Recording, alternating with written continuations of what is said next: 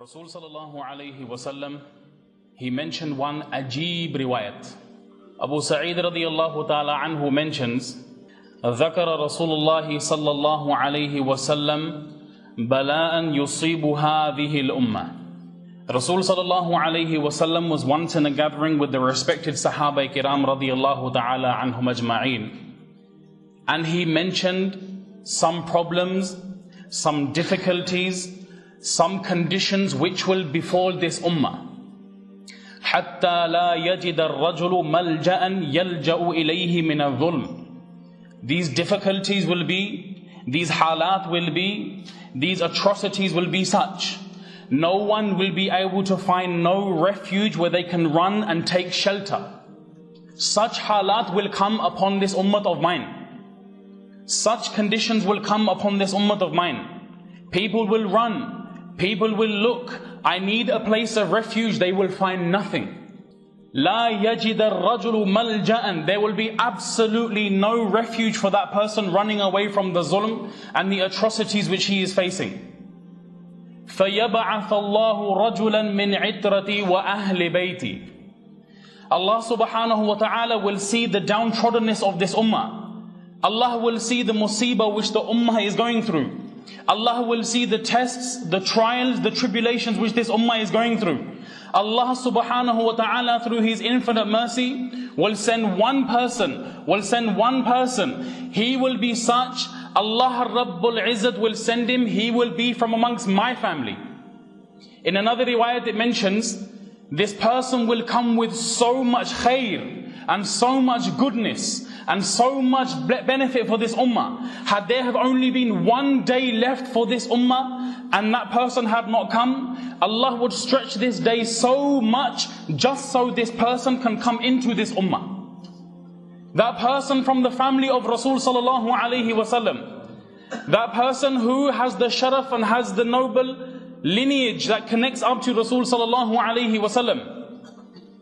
فَيَمْلَأُ بِهِ الْأَرْضِ قِسْطًا وَعَدْلًا. This person will come, he will fill the whole world with justice, he will fill the whole world with adalat, he will fill the whole world with good conditions upon this ummah. كَمَا مُلِئَتْ ظُلْمًا وَجَوْرًا. Just as how we found there was hardships upon this ummah, there were difficulties upon this ummah. This person will flip the conditions around. From bad, they will go to good. From worst, they will go to best. From insignificant, the ummah will become significant. يَرْضَى عَنْهُ سَاكِنُ السَّمَاءِ وَسَاكِنُ الْأَرْضِ. He will be such in his justice, he will be such in his rule, he will be such in his advancing in deen. So much so, the inhabitants of the sky will love this person. Every single being on this earth will also love this person.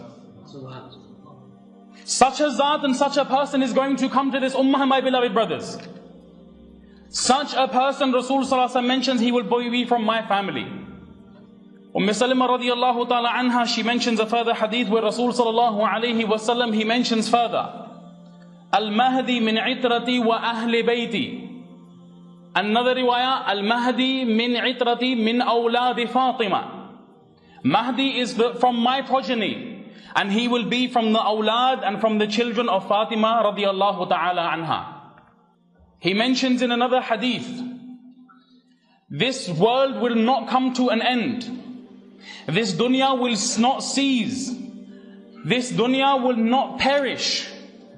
La tadhabu dunya. This will never ever come to an end until what? Rasul sallallahu alayhi wasallam mentions, hatta yamlik al-arab rajulun min ahli bayti. Until a time does not come where a person will come from my progeny, a person will come from that progeny from Fatima radiyallahu ta'ala anha. Until he does not become the ruler of the whole of the Arabian Peninsula, Allah subhanahu wa ta'ala will not send Qiyamah.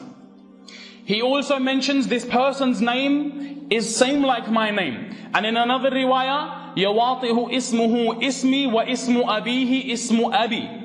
His name will be Muhammad and he will be the son of Abdullah.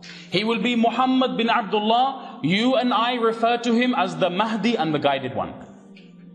Such a person, Allahu Akbar, he will come and he will restore the ummah back to the pinnacle of glory. He will take the ummah back to that status which it once fell from. He will take the ummah back to the stages of where they can walk with izzat and respect. Downtroddenness we see, zillat we see, ruswahi and disgrace we see. He will bring this ummah back to the stages of glory. Allahu Akbar. At the time when there will be a Khalif who dies in around Medina, he will flee and he will go and leave and go to Makkah. Doesn't want to take part in any feud. Doesn't want to take part in any ikhtilaf. He leaves. The signs in the hadith have mentioned the coming of who we refer to as the Mahdi. His description, how he will be. When he speaks, he'll have a slight stutter and he will hit his leg out of frustration. His attributes, how his face looks, everything has been described in the hadith. You and I know. Now let's take a step out for one moment and think for a second. Rhetoric we hear, as the Shaykh rightly before me he pointed out, some people will make claim that what? We believe in Muhammad sallallahu alayhi wasallam. We believe him to be the last Nabi. We believe him to be the Khatamun Nabiyyin and the seal of all prophets. We know looking at literature this is not the case. We know looking into the books we can see this is not the case. But where you and I will find some people will fall, some people will slip, some people will fall into error is how and how. How? Because they will make this claim that al-i'adhu billah, our leader, our founder was none other than Imam Mehdi and the Messiah. We have lack of knowledge. A young child will be able to tell you, La ilaha illallah Muhammadur Rasulullah, that there is none worthy of worship but Allah, and Rasul sallallahu alayhi wasallam is the last messenger. We know this, and a child will be able to tell you. But from this angle now, that no. We believe, halanki we know, the claim that he made to prophethood is there in the books. You cannot run from such facts. But from this angle now, reformer, Mahdi, spiritual guide, we don't even know a little amount of knowledge where we can answer such claims. We can tackle such questions. We can give jawab to such false information. When we look at the claims of the people who make this, is their name like Rasul sallallahu alayhi wasallam? I answer in the negative.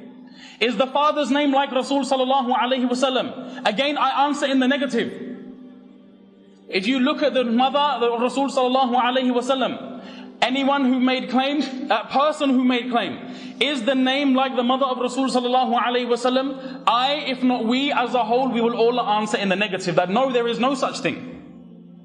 Allahu Akbar. Allah subhanahu wa ta'ala, He will put in his heart, he will leave, he will go to Makkatul Mukarramah, and he will be between the Hajar Aswad and the Maqam Ibrahim. And people will recognize, this is that person who has been mentioned in the hadith of Rasul sallallahu alayhi wasallam. He won't claim himself. He will not try to assume the throne and the position himself. He will not say, I am the leader, I am the ruler, I am the person who will be in charge, I am the person at the top of the hierarchy. He will not say this. He will not make claim to this. People will see him, people will approach him, and they will force him to take the bay'ah, and they will say, you are the Mahdi, you are the guided one. Do we see this? Many people have laid claim. Many people make comments that I am such and such, I am a guided one, I am the Mahdi. The hadith which have been established have come through such an overwhelming number of sources.